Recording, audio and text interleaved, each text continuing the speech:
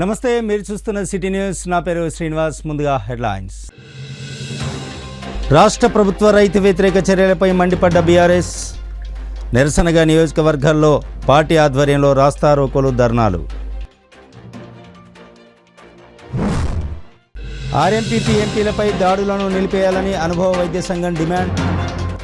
తమ సమస్యల్ని పరిష్కరిస్తామని నాడు హామీ ఇచ్చిన సర్కార్ నేడు దాడులు చేయించడం సమంజసం కాదని అంటున్న ఆర్ఎంపీలు.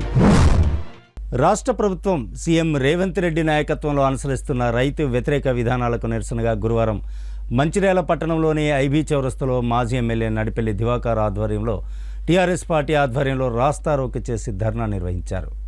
ఈ సందర్భంగా మాజీ ఎమ్మెల్యే నడిపెల్లి దివాకర్ మాట్లాడుతూ అమలు కాని హామీలు ఇచ్చిన కాంగ్రెస్ ప్రభుత్వం రైతులను, ప్రజల్ని మోసం చేసిందని అన్నారు.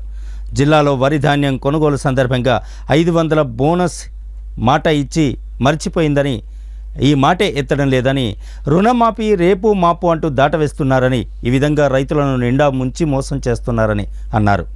రైతు వ్యతిరేక ప్రభుత్వం రేవంత్ రెడ్డి నాయకత్వంలోని కాంగ్రెస్ను నిలదీయాల్సిన అవసరం ఎంతైనా ఉందని ఆయన అన్నారు. ఈరోజు ప్రభుత్వ వ్యతిరేక విధానాలకు నిరసనగా రాస్తారోకోలు, ధర్నాలు నిర్వహించడం జరిగిందని ఆయన తెలిపారు.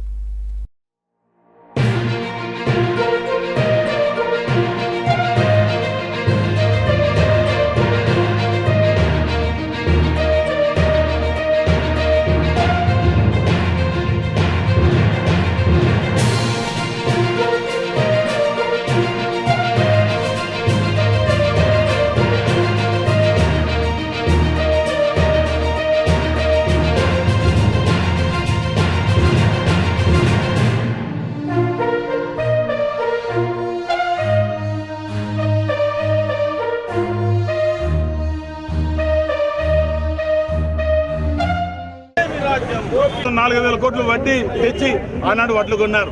ఎన్నికల ముందు కాంగ్రెస్ పార్టీ ఇచ్చిన వాగ్దానం వరిధాన్యం కానీ, కందులు కానీ, మరొక దానికి క్వింటాల్కి 500 బోనస్ అన్నారు. ఎన్నికల తర్వాత మాట మార్చారు, సన్న వడ్లకే అన్నారు. ఈ రోజు యాసంగి పంటలో 90% దొడ్లు వాడు, 10% సన్న వడ్లకి ఇస్తామంటే రైతుల్ని మోసం చేసినట్టుగా 4 రోజులు ఎన్నికలైన తర్వాత మాట మాట్లాడారు. అదే ఎన్నికల ముందు గిట్ట పాలన ఎన్నికల ముందు మాట మాట్లాడితే ఈ రోజు రైతులు ఏ రకంగా వాళ్ళకి ఏదైతే వాళ్ళ కోపానికి గురి వచ్చిన పరిస్థితి ఏర్పడుతుంది. రేవంత్ రెడ్డి గారు, ముఖ్యమంత్రి గారు, మీరు మాట మారుతున్నారు.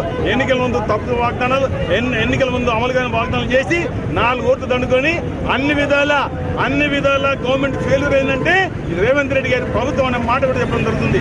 రైతుల పక్షాన కేసీఆర్ గారు, అదేవిధంగా ఈ రోజు బీఆర్ఎస్ ప్రతి నాయకులు, కార్యకర్తలు రైతుల పక్షాన ఉన్నాము. ఈ ధర్నా కార్యక్రమంలో, ఈ నిరసన కార్యక్రమంలో పెద్ద ఎత్తున తరలి వచ్చిన రైతులు అనుకోండి, పార్టీ నాయకులు, కార్యకర్తలందరికీ నా హృదయపూర్వక నమస్కారాలు. నాడు ఆర్ఎంపీలకు గుర్తింపునిస్తామని చెప్పేసి నేడు దాడులు చేయటం ఏంటని అనుభవ వైద్య సంఘం డిమాండ్ చేస్తుంది. ఆర్ఎంపీల సంఘం భవనంలో ఏర్పాటు చేసిన విలేకరుల సమావేశంలో ఆర్ఎంపీలపై దాడులను ఆర్ఎంపీ రాష్ట్ర అధ్యక్షుడు చొప్పరి శంకర్ ముదిరాజ్ ఖండించారు.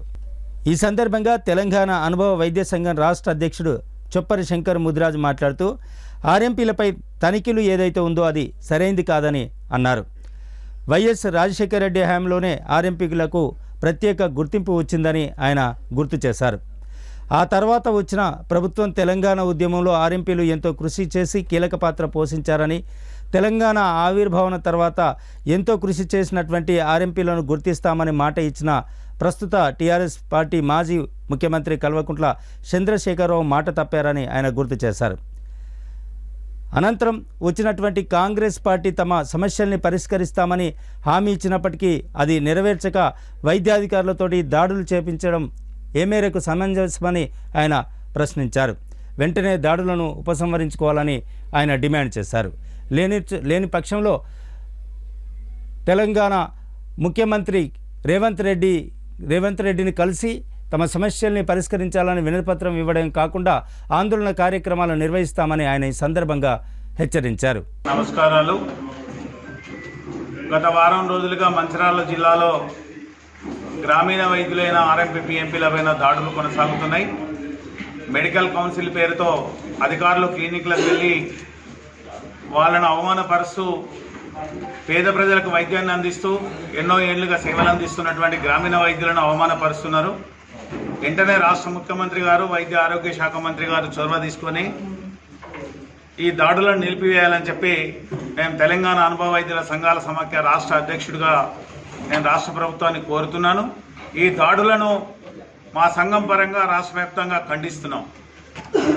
2009లో ఆనాడు వైఎస్ రాజశేఖర రెడ్డి గారు జీవో 1273 ఇచ్చి అందరి గ్రామీణ వైద్యులకు శిక్షణ ఇచ్చి సర్టిఫికెట్లు ఇవ్వడానికి అనుకున్న తరుణంలో ఆ రోజు తెలంగాణ ఉద్యమం వచ్చి ఆగిపోవడం జరిగింది.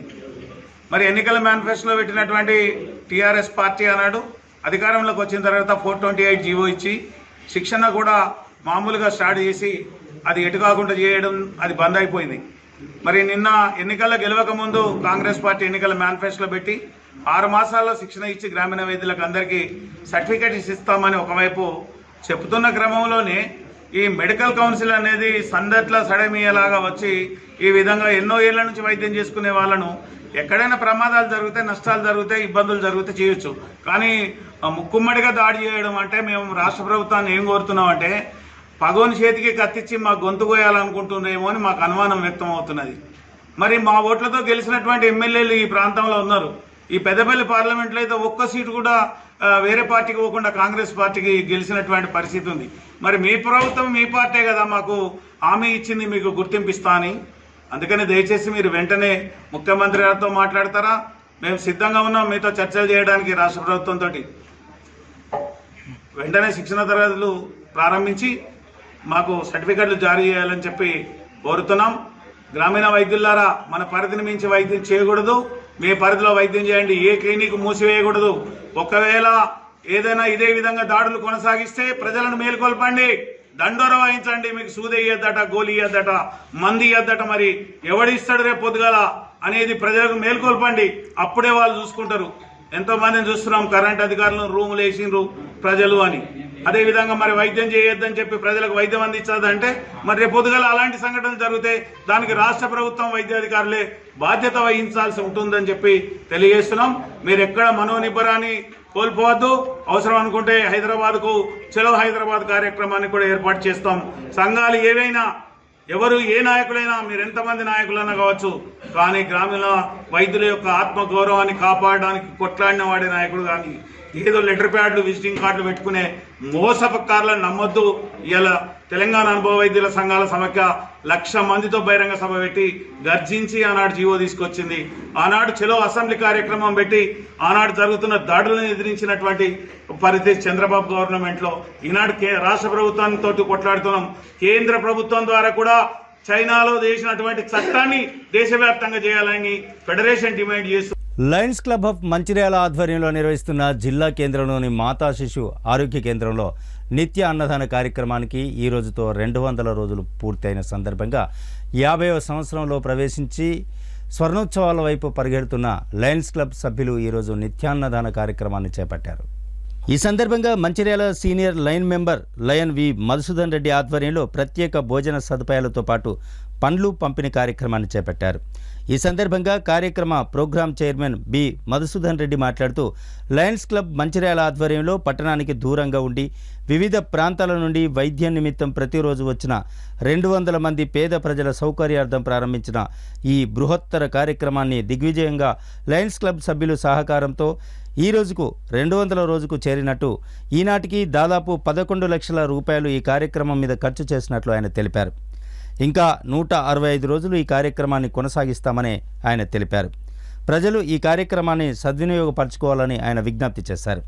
ఈ కార్యక్రమంలో లయన్స్ క్లబ్ మంచిర్యాల అధ్యక్షులు లయన్ బాలాజీ, కార్యదర్శి Venkateswarlu, doctor K Sugunakar Reddy, region chairperson Dega Bapu, zonal chairperson lion G Shyam Sundar Rao, M Ramanjaneyulu, V Madhusudan Reddy, Vinay Kumar, Gunda Srinivas, P Hanumantharao, P Rajeswararao, Kotha Surender, Balmohan తదితరులు పాల్గొన్నారు. ఈరోజు లయన్స్ క్లబ్ మంచిర్యాల ఆధ్వర్యంలో నిత్యాన్నదాన కార్యక్రమం 200వ రోజుకు చేరింది. Lions club Mancherial golden Jubilee celebration సందర్భంగా అక్టోబర్ 29వ తారీఖు 2023 సంవత్సరం నుంచి మంచిర్యాల పట్టణంలో గోదావరి రోడ్లో ఉన్నటువంటి మాతా శిశు కేంద్రంలో నిత్యాన్నదాన కార్యక్రమాన్ని మేము ప్రారంభించడం జరిగింది. ఈ రోజుకు 200వ రోజు దిగ్విజయంగా మా లయన్స్ క్లబ్ సభ్యుల యొక్క సహాయ సహకారాలతోటి నిర్వహించడం జరుగుతుంది. ఈ 200 రోజుల కార్యక్రమానికి దాదాపు మేము 11 లక్షల రూపాయలను మేము ఖర్చు చేసి రోజు 150 నుంచి 200 మందికి మరి ఆసుపత్రికి వివిధ ప్రాంతాల నుంచి వచ్చినటువంటి పేద ప్రజలకు వైద్య నిమిత్తం వచ్చినటువంటి వారికి ఉచితంగా నిత్యాన్నదాన కార్యక్రమాన్ని మేము లయన్స్ క్లబ్ ఆర్గనైజేషన్ ద్వారా అందజేస్తున్నాము. దీనికి లయన్స్ క్లబ్ మంచిర్యాల మరియు పరిసర ప్రాంత లయన్స్ క్లబ్ సభ్యుల యొక్క పూర్తి సహాయ సహకారాలు అందిస్తున్నారు. సో ఈ కార్యక్రమానికి మాకు సహాయ సహకారాలు అందించినటువంటి మాతా శిశు కేంద్ర గౌరవ డాక్టర్స్ అందరికీ కూడా మేము ప్రత్యేకంగా లయన్స్ క్లబ్ నుంచి ధన్యవాదాలు తెలియజేస్తున్నాము. ఇంతేకాకుండా ఇంకా 165 రోజులు ఈ కార్యక్రమాన్ని మేము కంటిన్యూ చేస్తామని చెప్పి కూడా ఈ సందర్భంగా మీకు తెలియపరుస్తున్నాము.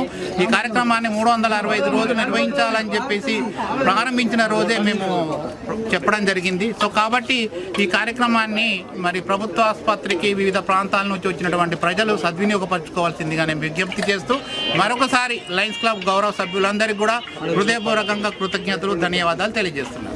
జరుగుతుంది. హాస్పిటల్లో ఉన్న పేషెంట్లకు ఎలాగూ గవర్నమెంట్ నుంచి సప్లై ఉంటుంది, కానీ వారి బంధువులకు కష్టంగా ఉంటుంది కాబట్టి వారికి పేషెంట్ అటెండెంట్లకు లయన్స్ క్లబ్ వారి తరఫున ఈ సదుపాయం ఇవ్వడం జరిగింది.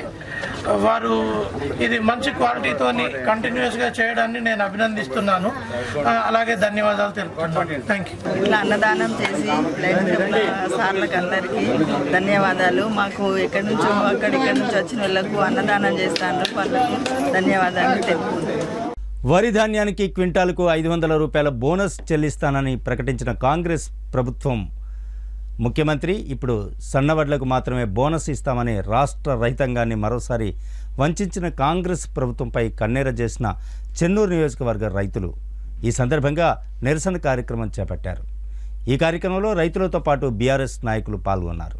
రాష్ట్ర రైతాంగాన్ని మోసం చేసిన రాష్ట్ర ప్రభుత్వ రైతు వ్యతిరేక చర్యల్ని ఈ సందర్భంగా వారు ఖండించారు.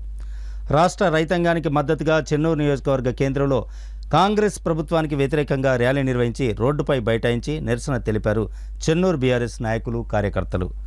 బేషరతుగా కాంగ్రెస్ పార్టీ ఇచ్చిన హామీ ప్రకారం వరి ధాన్యం మద్దతు 500 రూపాయలు బోనస్ చెల్లించి అన్ని రకాల వడ్లను కొనాలని ఈ సందర్భంగా వారు డిమాండ్ చేశారు.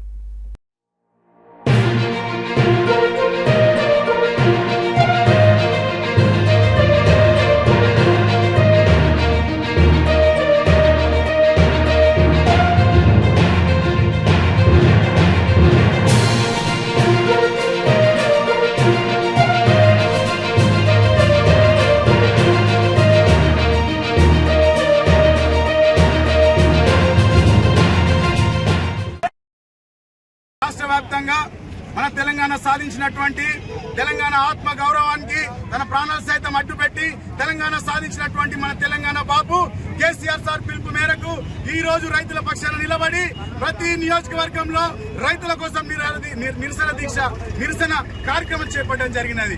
ఈ యొక్క కార్యక్రమంలో ఈ యొక్క చెన్నూరు నియోజకవర్గం మా యొక్క యంగ్ అండ్ డైనమిక్ లీడర్ మా బాలకృష్ణ గారి ఆదేశాల మేరకు చెన్నూరు టౌన్ లో ఈ రోజు చెన్నూరు మండలం, కోటపల్లి మండలం, చెన్నూరు టౌన్ అలాగే మొత్తం అన్ని నియోజకవర్గ వ్యాప్తంగా ఈ రోజు నాయకులు, కార్యకర్తలు, అభిమానులు అందరూ కూడా ఇక్కడ చేరుకోవడం జరిగినది.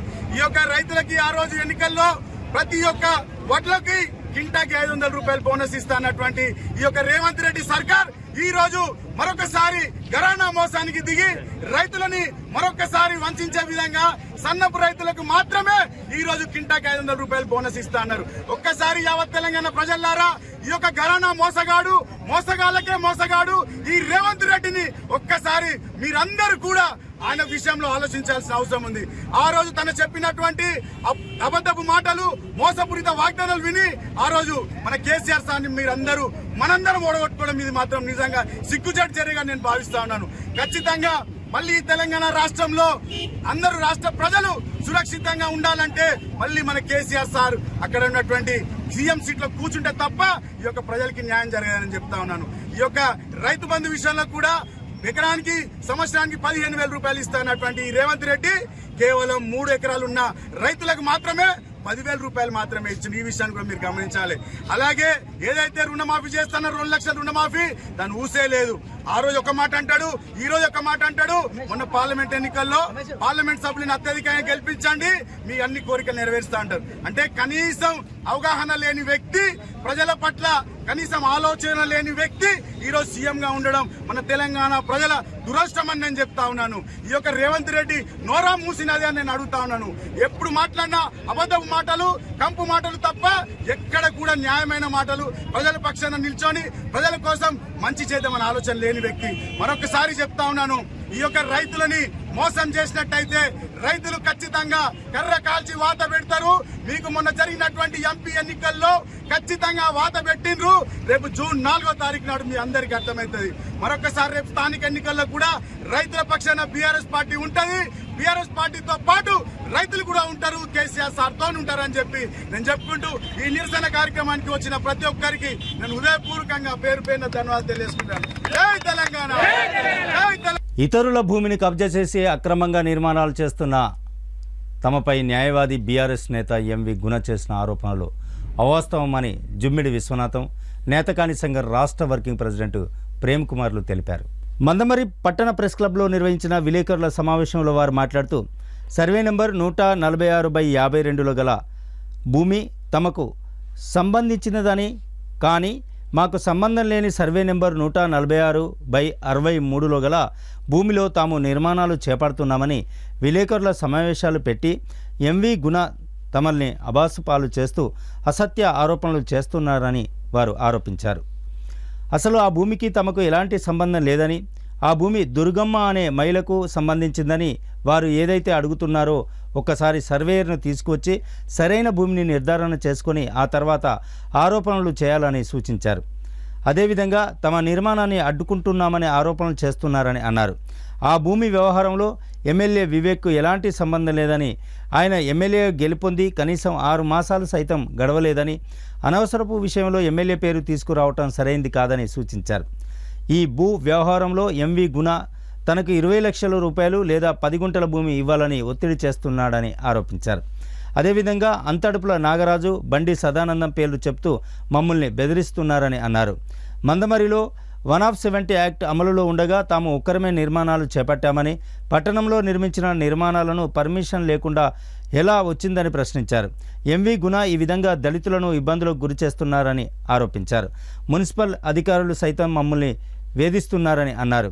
గౌరవమైన న్యాయవాది వృత్తిలో ఉండి న్యాయాన్ని కాపాడాల్సిన వ్యక్తులే ఇలాంటి అరాచకాలకు పాల్పడడం సరైంది కాదని, మరోసారి తమ జోలికొస్తే ఊరుకునేది లేదని, చట్టపరంగా చర్యలు తీసుకుంటామని స్పష్టం చేశారు. ఈ కార్యక్రమంలో అగిడి బాలకృష్ణ, జుమ్మిడి శంకర్, అగిడి రజిత, పగిడి రాము, పగిడి కమల, పూషం, నారాయణ, వంశీ తదితరులు పాల్గొన్నారు.